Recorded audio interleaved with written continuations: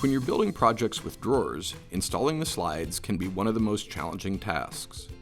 You need to attach one side of the slide inside the cabinet or case, and the other half to the drawer.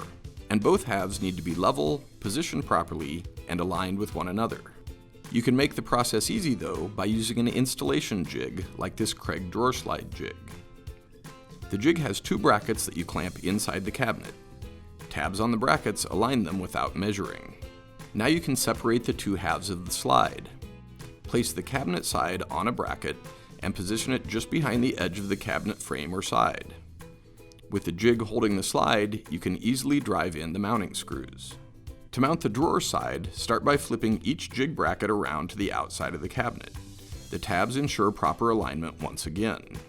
Reinstall the drawer side of each slide and then pull the slides partway open. Set the drawer box on the brackets. Now position the leading edge of the slide on the drawer box according to the manufacturer's instructions, and you're ready to drive in those mounting screws. When you remove the jig brackets, you'll have a drawer that's positioned properly so it will open and close correctly.